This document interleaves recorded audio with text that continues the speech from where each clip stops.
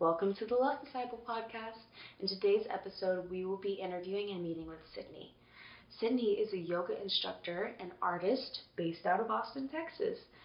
And when I met Cydney, we had a powerful conversation about yoga and what yoga can do for you in terms of the mind and spirit, not just the body.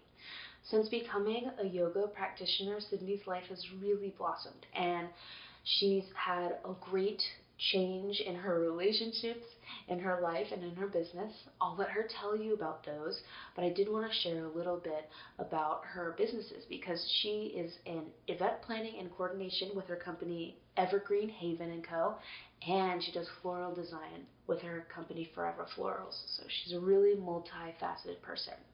Without further ado, Cydney.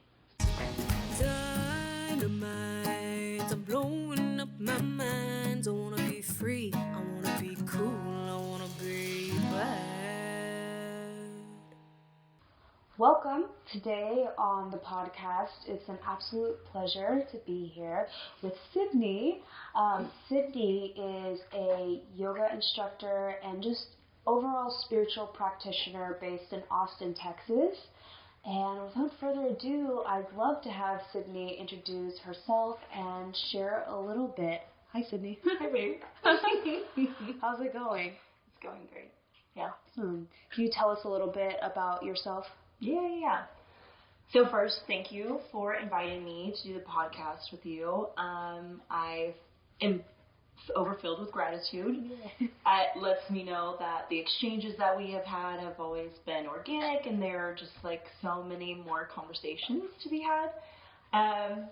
So yeah, I am Cydney, and I am a yoga instructor. I have been certified in my 200-hour. I'm currently working on getting my 500-hour certification, and currently practicing a lot of yoga with my own body, facilitating other bodies, and somehow juggling several other businesses. I am a household keeper, and I am a wedding planner, and somehow to me, all of those things are interwoven into what yoga is and the practice of spirituality just in life. So yeah, that's a good little bow and synopsis of just like me and where I'm at right now. Absolutely. I remember in our previous conversations, we would always talk about spirituality and how people tend to think it's one discrete practice, whether it's church or prayer or even something like yoga. But I know that all of those things combine and we're spiritual beings. But I'm curious, this is, a spiritual podcast. What does spirituality mean to you? How much time we got? So spirituality to me, in my opinion and in my practice, is, so many things. For one, spirituality to oneself is what you make it. But for me personally, if I could give a good definition to it from my own perspective, is that spirituality is a belief that is beyond oneself, believing in something higher, something greater, something bigger than you, and not only just the belief, but how you implement that practice.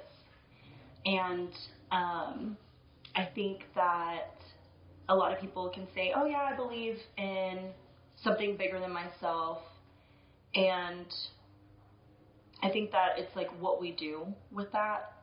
For me personally, when I'm practicing spirituality, it is when I'm curious. It is when I'm leaning into that belief. It is when I'm like maybe in a hard time in my life, and I just ask that question out loud, like, what do I do? And can you lead me? Can I have some guidance here? And really leaning into when I get those answers through different signs and wonders that happen in life. I like to call them breadcrumbs. And how you ingest that breadcrumb to integrate and implement it into your practice of life from that curiosity. Right. The one thing that you said, well, two things, was about practice and action. Mm-hmm. And those two things imply, like, literally things that you're doing on a regular basis. Right. I think when I consider somebody who's watching this, one thing that you said that I want to make sure that people don't miss is, like, this is how you live your life whenever you encounter a challenge. You leverage spirituality to help you navigate those challenges. Did I get that right? Mm-hmm. Absolutely. And I think a big word that just, like, points out to me when you reiterate it is faith. Like, really leaning into that faith in a blind way of being so curious about your current season of life, your current chapter, and being a steward of life and understanding that at any given moment you don't have all the answers and that you're open and receptive to more answers. Come on, baby. That you're open and receptive to more answers and more life through your faith and whatever your practice is. Because another thing I think is important to point out in spirituality is that for one person, that can be God, that can be, however, whatever your verbiage is, my creator or waymaker, promise keeper, the Holy Spirit, whatever your verbiage is, whenever you're reaching out and you need that guidance, maybe you realize you're in a dark space of your life and you are the light, but maybe your light's being dimmed and you want to project that light outwardly. Who helps you illuminate that light? Like, what within you helps you energetically bring that light out to help you navigate where and bridge the gap to where you're trying to go, So it could be just sort of the universal forces in general, like whatever allows you to believe in something more than just what you are and what is here in front of you. Right, even if that verbiage is the universe.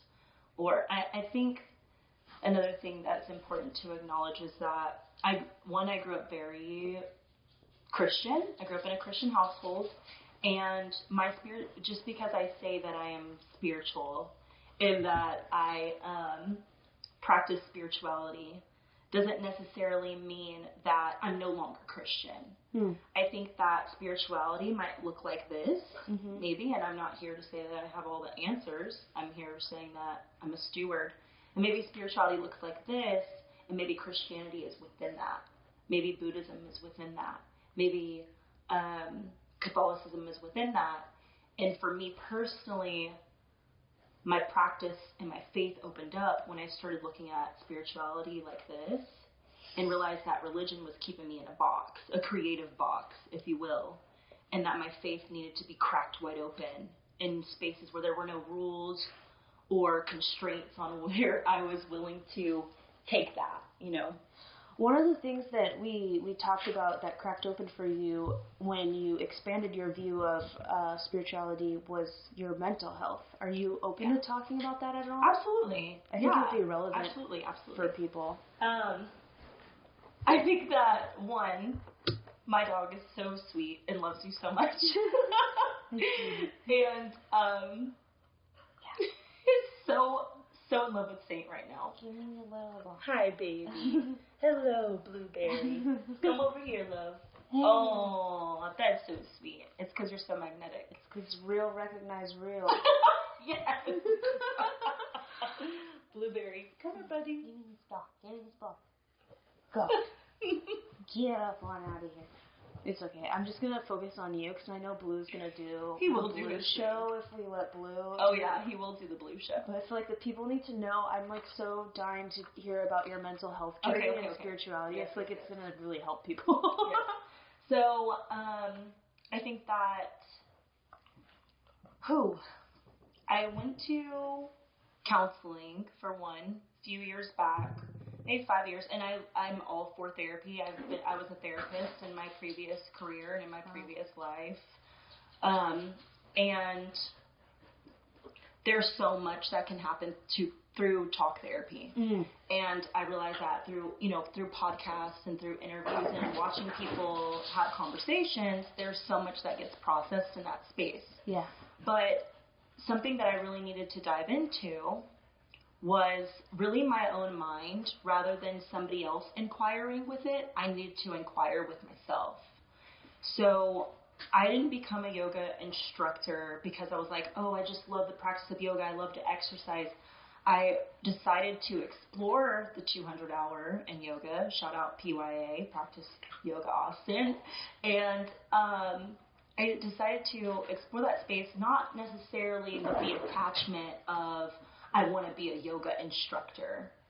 It was more so I want to explore myself, and I want to explore a space within me that maybe I've been suppressing. Mm-hmm. And maybe, I haven't really given much light to. And so I'm going to actually read something. When I started the 200-hour, I'll talk about mantras later. But I had said, what is my mantra? It was the very first night we're in the 200-hour. Mm-hmm. It was a 4-hour course on a Thursday evening. It was a long day, and I was just I always have a journal with me. Yeah. I'm always writing. And I was I'm going to write a mantra for what this destination's going to be, because I do know habitually I can be someone who gets a little bit attached to the seeds that I'm planting and what they're going to look like, what they're going to bloom into. So I wrote to myself, I'm seeking transformation in myself through movement and meditation in my own mind, body, and spirit. Inner healing is my focal point. Quieting doubt, wondering in my fearful mind is what feels like is my healing mission. Mm-hmm. However, I have come to find that learning about their negative intrusions is my actual fire that is in this marathon-long journey. Something is telling me that more will uncover in the spaces that hold safety instead of suppression. An intention that I would like to set onto this path with the Holy Spirit is to not grow any attachments to my destination, because it doesn't just end when this 200-hour certification is up, but that will merely be an end of a leap into a beautiful bound, right? And so, just with that being said, I think at that time in my life, I was ready to sit with myself and face what some people call the darker emotions or the heavier emotions, and sit with them and probe at them, pull them apart, discover where my anxiety was rooted from, mm-hmm. where my depression was rooted from, because what I had explored in counsel and then with prescription was that I just was locking these emotions in my body, suppressing them deeper, deeper, and deeper, but that didn't make them go away. Mm. It just locked them in a space to where triggers and things in life could access them, and then I had no control of what would happen with them. I want to pause there, because something you said just actually helped me realize, when you're using those things outside of yourself, because I used prescriptions. I had anxiety and I was clinically depressed. Yeah, they were locked away, and just the way you said the triggers were the only things that could access them, I was like, oh, yes, that's so true, because nothing can get through the wall that you can't get through the wall that you've built. You built the wall. Right. Only you built it great, too. Yeah. You did a great job. So I just love that. I just wanted to pause and say that. Yeah, thank you. I appreciate that. I think that was just a precursor to my healing journey and my faith growing deeper, mm-hmm. because I realized the divine strength that I had within myself. I think that our Creator has made our bodies so intelligently and magnificently, mm-hmm. that our body gives us these cues and these signs of what's happening within, and the ability to decide and to choose and to figure out how to regulate and how to take that deep dive to figure out what exactly we do need moment to moment, mm-hmm. when those uglier or bad emotions come up, mm-hmm.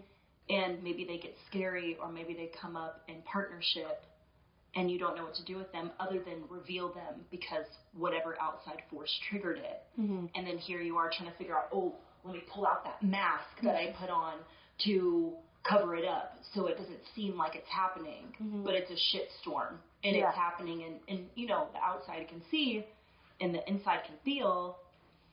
And so I realized that I needed to sit with that and figure out what that meant for me, And I am not here by any means to say that prescription does not have the ability to help us chemically figure out what's going on in our bodies and in our minds. Mm-hmm.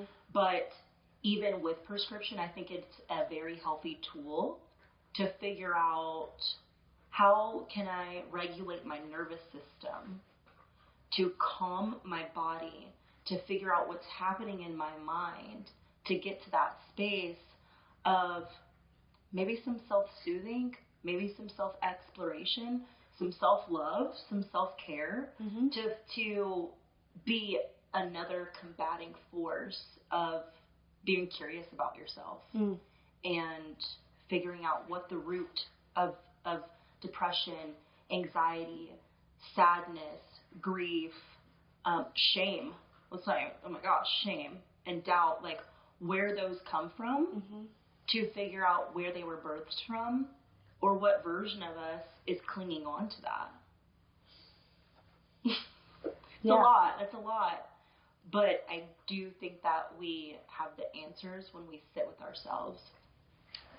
And before I had jumped in the 200-hour, my now wife, and at the time girlfriend, had just moved back from living in Las Vegas, Nevada, for 8 months straight.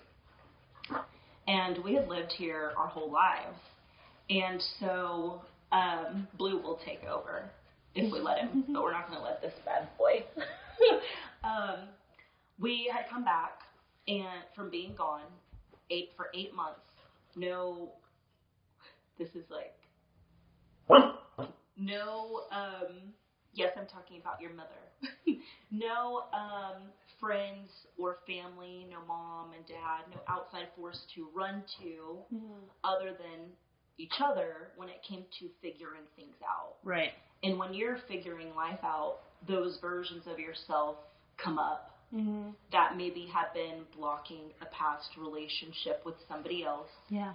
And it was just her and I there figuring things out. And we were able to really realize that we were great at problem solving together. And I was like, whoa, every version of me is safe with this person. Because I showed her the good, the bad, the ugly, and everything in between. And her the same for me. And we showed each other great compassion to empower all those versions of yourself. You know, whether that's sadness, joy, sorrow, depression, all of those things. So then when we moved back, it was like, okay, everything has maybe remained the same. Maybe some people have changed some things. Everybody's walk of life is a little bit different. And we just got slammed here. And we were like, where do we touch and go with people to figure out where we're at in space with our relationships, with our hometown, with other couples. And it was a lot for me to take in as a very hypervigilant person, a very sensitive person to other people's emotions. And I was like, whoa, as we re-met people, I was like, I am maybe being misunderstood as maybe who I was a year ago, because I wasn't that person when we got back. Like so many aspects of myself had changed, having to grow up and having to find more emotional maturity in that space. And I was like, whoa, this is like just sensory overload for me to just be re-meeting people and realizing that what their perspective of me is as we have conversation. And I realized that when I went to yoga, everything slowed down and everything felt peaceful, and I could get my mind to slow down from all the racing thoughts I was having in our what felt like not safe landing. And so I said, okay, I'm going to do the 200, and I'm just going to see what that means for me. And I quickly realized that yoga in that space, and still now today, is where time stands still, where I'm able to pour into and water just me. And before we had left, I was having a lot of issues with boundaries that I had no idea I was having issues with. Yeah. Of going into maybe other people's gardens and watering them before watering myself. Yeah. And maybe even being like, oh, that flower just needs a little bit of this, or that plant needs a little bit of that, but not worrying about what I had going on in my garden. And maybe mine had some weeds in it. And I was like, oh, like I really need to implement boundaries here now that I'm back to be able to water myself the way that I learned I could water myself in that 8 months. And that changed my mental health tremendously, of just claiming an hour a week, an hour every 2 weeks. And then I was like, okay, if an hour can change my life, what can 2 hours do? What can 4 hours do? How can I multiply that? And how much would that mean that I'm watering myself? And what would my garden look like in a month if I implement this practice of being with myself? What could happen, in a season's time? So I was like, okay, let's just jump into it. I'm not going to be attached. And quickly, because in the 200-hour at Practice Yoga, I did the Thursday track. And it's 4 hours every Thursday evening, 6 p.m. 10 to 10 p.m. And then they encourage you to take as many classes as you want throughout the week. So I found myself doing those 4 hours. 4 hours is a long time. It's a long time. It's a long block of time to be present. Yeah. To be learning. And then, the hour blocks that I would take, I started with doing like 3-hour sessions a week. And so that meant 7 hours with me. Yeah. Understanding me now that we're back in this hometown, what that means. And quickly I was able to be like, whoa, my self-talk, right? Because in yoga, you're listening. You're allowing the cues to hit your brain, hit your body, and you're moving through the flow. And in that quiet space, whether there's music playing or not, I was able to realize, whoa, you are volatile with your self-talk. Yeah. You are ugly to yourself. And you are demanding of yourself in a performance. And why does it feel like you have to perform? And they built this ability through continuing to go back and meet myself and re-meet myself. I built this, I guess you can say I cultivated a witness mind within my practice to sit on a riverbank and observe the water in front of me, the water being the thoughts.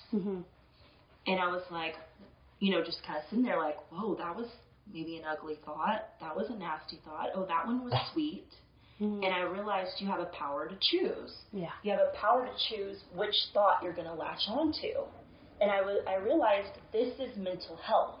And a lot of people, I think that a misconception about mental health is just diving straight to, oh, you're bipolar, or oh, schizophrenic, or oh, depression. And, I think depression and anxiety get lost in the sauce of this conversation, and not many people are willing to admit that that we experience anxiety. Yeah. We experience depression. Yes. And it is in a lot of people's mind and body practice. I just didn't realize until I sat with myself and met myself how much it would take over my mind. Until I was able to make space for me, rather than this ongoing list of things to do that doesn't end with maybe being a workaholic or a momaholic, or whatever roles you play in the world, right? And I didn't judge myself. I said, okay, we got some work to do. Like, that was a really volatile thing to be saying. And I asked myself, how are you so kind outwardly and so willing to pour love and water onto these other gardens, but you are quicker to leave yourself behind? Mm-hmm. How are you so kind out here and so ugly in here to yourself? You know, like, where does that come from? I asked myself. Mm-hmm. And through lots of practice and a routine and commitment I built with myself, I realized that I was, one, a people pleaser, but two, a perfectionist. Mm-hmm. And three, I would take it overboard with this, I'm still trying to place it. It's like a version of myself who will become shameful to the performance or the thing that I succeed in doing. And I'm still exploring that one. I haven't been able to, like, name it just yet. But there was a lot of, like, people-pleasing, perfectionism, overachieving that would, and all those things are great to be until it's flipped in a manner that you're always the bad guy if you don't do those things. And I realized, whoa, what's going on in my mind is, one, it's busy. Yeah, there's a lot going on. It's busy, you know. Hi, buddy. That's too much. You're so sweet. You are. And I was like, how do I slow these thoughts down and just lead with, I am enough. And I am perfectly imperfect. Or I am kind, and just run with that, and that be the thought that is chosen. Because as I reflected, because as humans we have this, I think we have this data bank that we can reflect on that is history, past data, that we'll maybe attach to and make it our story. And I was like, okay, if I can unravel these thoughts and be kinder and sweeter and relate to myself differently, how can that change how I feel about myself? How can that change about how I feel about the world? And just built a self-inquiry that was just more positive in general, you know? Yeah, self-inquiry is a really powerful path. I think for a lot of people, it's just so interesting that you found it through yoga. Most people find inquiry through, like, coaching, I feel like, or journaling, although it sounds like journaling was a component of yoga for you. Yeah, and I recently went to a workshop called The Power of Yogic Journaling, and it's really moved me because I've always had a relationship with pen and paper, and building that self-inquiry, and prompts being like, how have you honored yourself today? What are you grateful for? And this was something that in my Christian practice seemed very comfortable for me because it felt like a devotional, you know, and more time to sit with yourself and explore. And I decided to then implement journaling more often every time before doing breath work, 10-15 minutes of just concentrated breathing, or even before doing an hour of movement, and then what that inquiry would look like on paper afterwards. And then I was like, okay, this is real life data of me and my mind. What do they look like before and after? And that, like, really was direct feedback of results of the power of breath work, the power of yoga, but really the power of being with yourself in honest space with no judgment. The honesty and lack of judgment, yeah. And no expectation either. It's like, whoa. Because just another little background, I played sports my whole life. So I was coached my whole life by several different coaches. So arguably you could say a bunch of different mindsets. And I realized through sitting with myself that that's where a lot of it had come from. Because, you know, and nothing bad against any of the coaches I had ever had. They were all great in their own ways.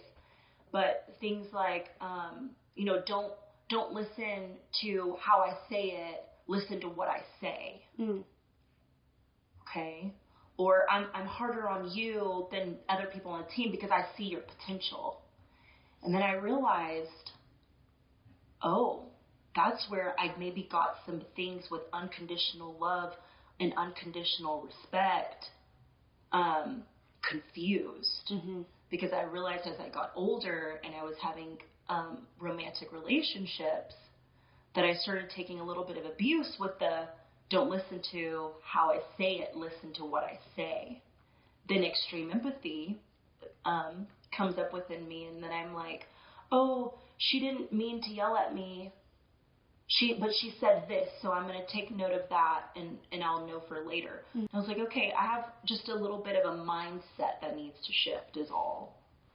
But without telling myself that I deserve at least an hour's time in 1 week with just me, where I don't need to feel like I'm being selfish, but that I'm taking up the space that I deserve, that's where I was able to sit with myself and figure that out, you know? Right.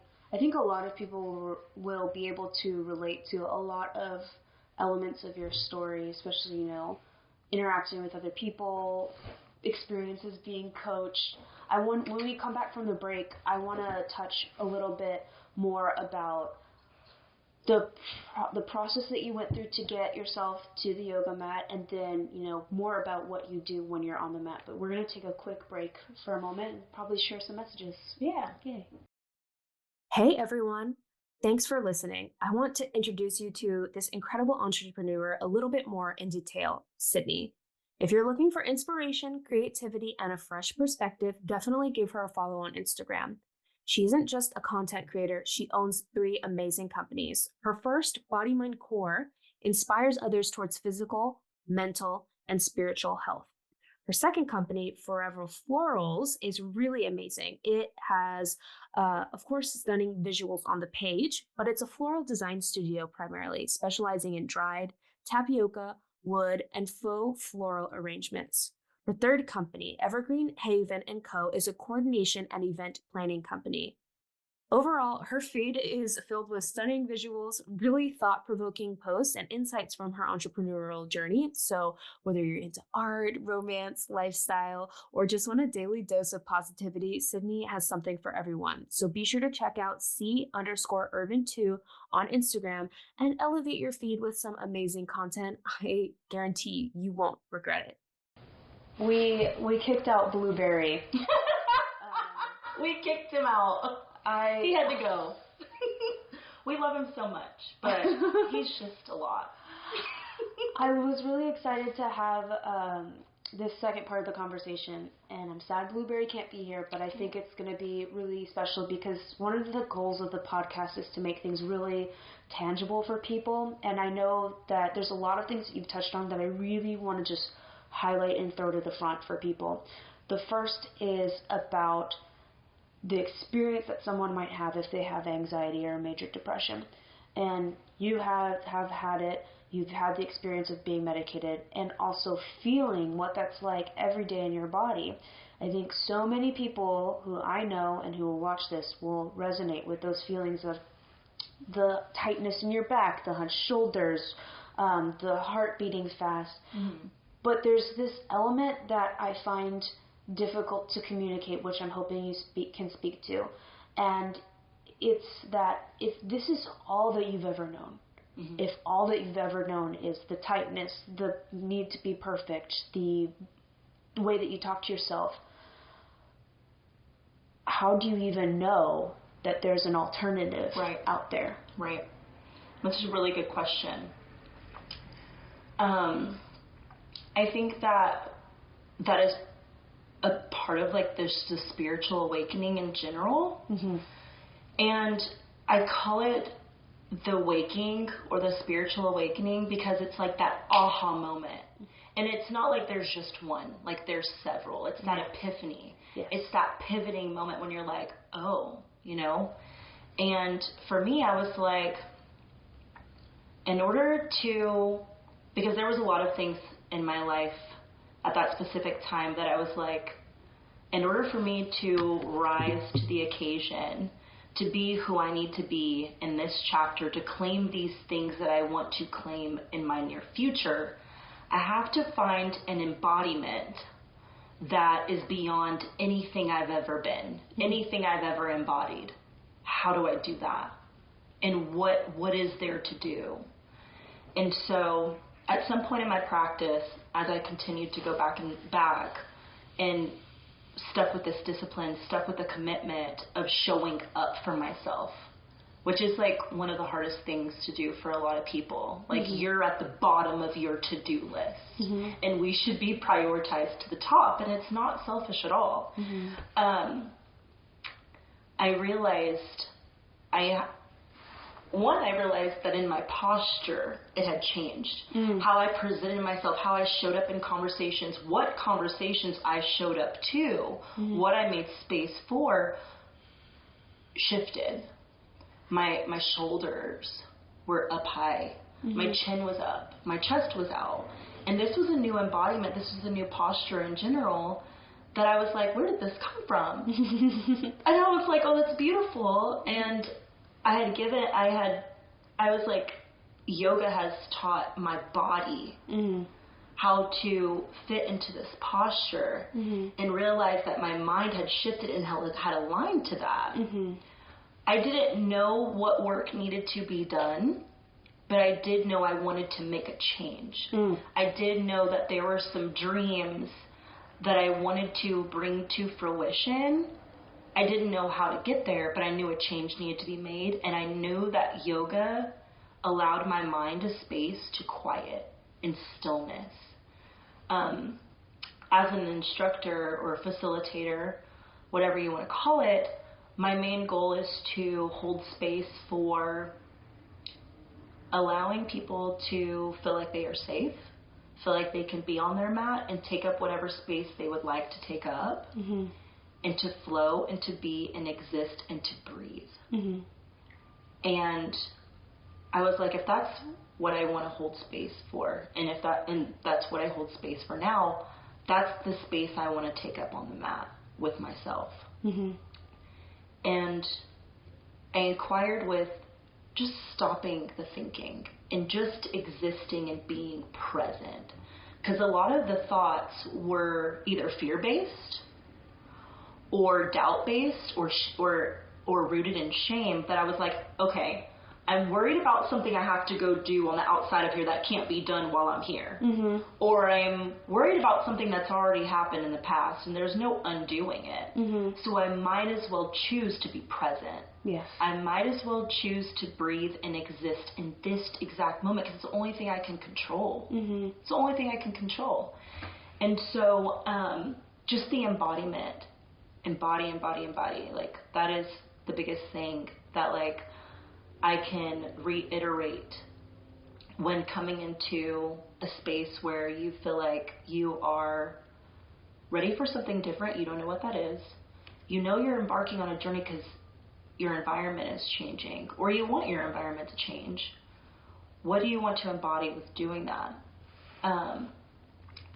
So that kind of brings me to something that happened this past week. A friend of ours, a friend of my partner and mine, had said, do you want to do 75 hard with me? And I was like, whoa.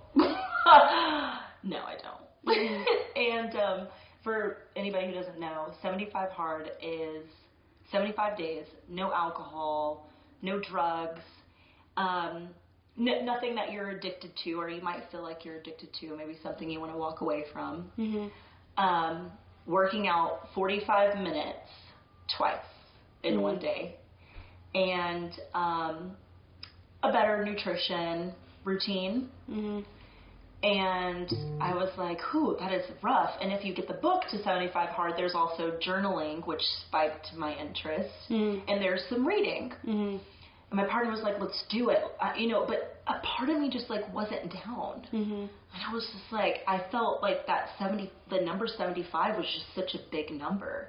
And I was like, that's just like, I don't know if it's like an ego thing, but I'm like, I don't want to do something I feel like I can't succeed at, for one. Like, that sounds daunting. And so I said, okay, well, I recently committed to a 10-day I told you about it, silent retreat, where it's all meditation, 10 days straight. You're taken care of with boarding and food, but you are there quiet, not speaking to anybody, focused on your meditation relationship with yourself. And I was like, that I can do.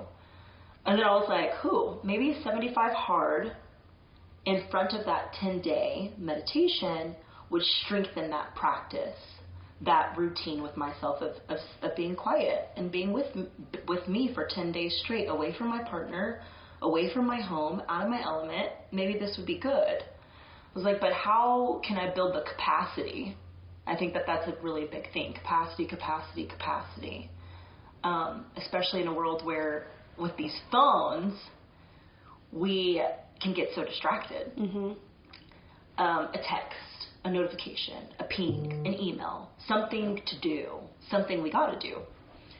And I said, okay, in order to walk away from those distractions, build capacity and the ability to go 75 days doing anything, how about I just start with one day? Mm-hmm.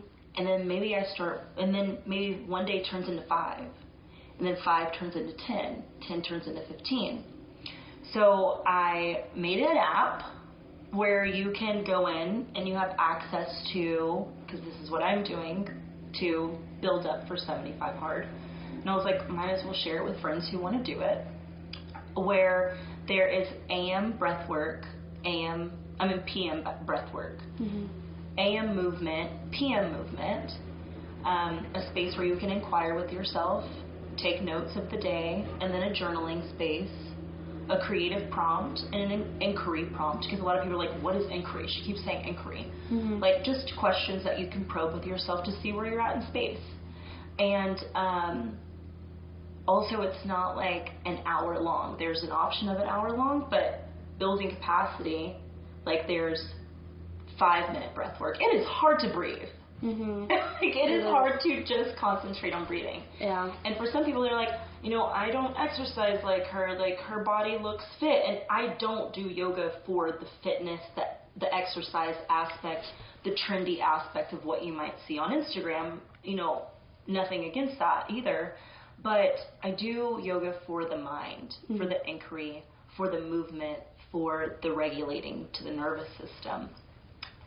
And the app allows you, it's called Be Here, to just be present, to meet yourself, and to do it in short spurts, to build on something, to find a foundation and to let that grow, and build that bridge to where you are and where you want to be. And growth just doesn't look linear. Right. It doesn't. It just looks different for everybody. And I think that the app's been made in a way to really meet people where they're at and take it to where you want to go, I hear you. Yeah, that sounds absolutely lovely. 2 questions. Where can people find out more about you? Mm-hmm. And also, if you had a book that you feel like just really did a lot for you, would you mind sharing that with us? Yeah. The app, Be Here, can be found on the Google Play and the App Store. Just type in Be Here. And you can connect with me on Soulful Mantra Yoga on Instagram. I post a bunch of mantras, aka affirmations, positive sentences that you can say to yourself and start your day with, to just give that that positive umph of waking up. Maybe you wake up and you're like, I gotta go do this, I gotta do that. It's that just 5 minutes of pouring something into yourself and watering your soil to allow the seeds that you want to be planted to bloom. And so Soulful Mantra Yoga on Instagram. And what book? There's so many books, for one. There's so many books. I think that a lot of my waking journey had started with podcasts and interviews with Brene Brown. Incredible. Anything by her, great place to start. One More by Ed Milet. Okay. The Power of Now. Mm-hmm. And if you're listening to this podcast, I'm sure that you've maybe reached all of those bad boys. the holistic psychologist on Instagram. Follow. But the one that I started with for my personal awakening or spiritual journey is the 4 Agreements. 5 whole doll hairs on Amazon, and if you have Prime, you can get it tomorrow.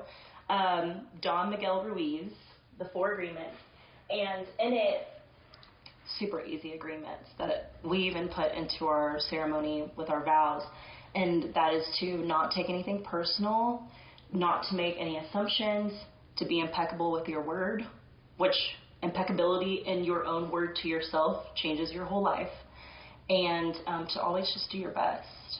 And so that's just a great place to, I think, start if you're like, what is spirituality? Like, what is an awakening? What does it mean to be more aware and live more consciously, live more impactfully? Like, what does that mean? What is that verbiage? What the hell are they talking about? That is such a safe space to land because it's written so beautifully, and the page itself doesn't look daunting. The very short pages and a lot of reflection to build that self-inquiry of figuring out, like, what is the conversation I should be in with myself? How do I recognize that maybe I'm not my own best friend and that I'm looking for a best friend outwardly and attaching to maybe something or someone outwardly to get what I want to receive. And that was yoga for me. I said, how do I want to hold myself in this space the way that I wish I would have been held by somebody else? And keep it as simple as that. Yeah. How do I become my own best friend on this mat in my own flow, where I quiet my mind and allow my mind to find peace and stillness and connect with my body, because we live a lot in our minds. Yes. We live a lot in our minds. I feel that. And the mind is busy. It can be a very busy place and chaotic place where it looks like whatever this is, and it's very fast. And I think the spirit of anxiety and depression also mimics this. Yeah. So if we can just slow it down, we can find peace and joy and love in a safe space where, to me, and just in my opinion, I think that's reflective of the Holy Spirit. That's, that peace, that bliss. I think the higher power, whatever they may be called for you, wants that for us, wants us to be in that bliss body, not the chaotic body. Yeah. I think I agree with that. Well, thank you so much for taking the time to talk with us. We really appreciate it. I think that this is going to be really useful for people who are curious about mental health and, what spirituality looks like and how it could actually benefit them on a day-to-day basis. So I really appreciate you taking the time to talk with us. Of course. And I hope people get a chance to connect. Yes. Dynamite, I'm blowing up my mind. I wanna be free, I wanna be cool.